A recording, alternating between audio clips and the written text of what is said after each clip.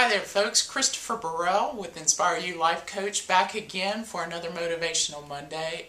This Monday's topic is the second part of the series that we started last week. So if you missed that video, make sure you go back to the website www.InspireUcoach.com and you can catch the first in this series.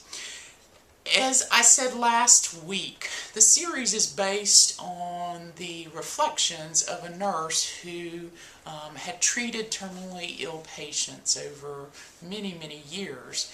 And she really had drilled down what were the 5 common things among all of her patients that they really said they wish they had changed long before the end of their life. And so this week I want to focus on number 2 and number 3. The first one, number 2, was, I wish I didn't work so hard. Folks, how many times have we heard that from our seniors and our family who have been there, who've done that? You know, and what the nurse pointed out was that so many people said they missed so much of the life around them. They missed opportunities to enjoy life with their spouses. They missed the opportunity to love and enjoy their kids growing up.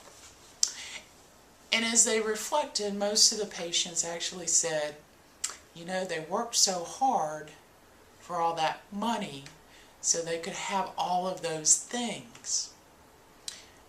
But the reality was most of them at this point in their life were reflecting, saying, I didn't need all those things, and I still would have been happy. I still would have enjoyed my life.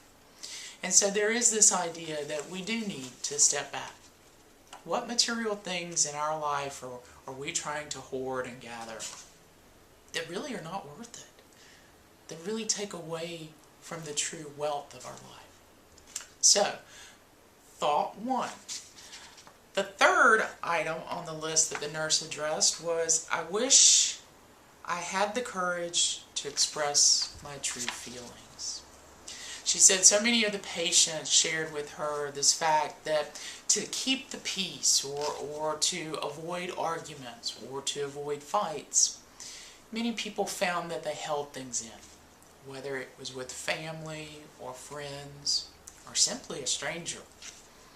The fact of the matter was they felt if they had just been honest with themselves and with the other person, not necessarily to hurt the other person, but simply to be truthful to the other person, to be blatantly honest, and to do it in a loving, caring manner, but to fully express what they're thinking or how someone was making them feel.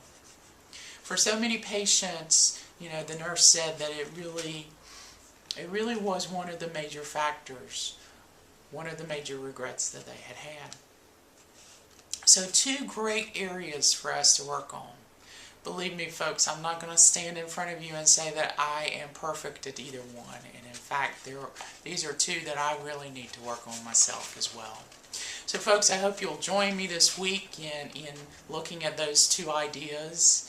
And look at your life and see how maybe you can change who you are or what you are, and how that might impact your life and improve your life for the better.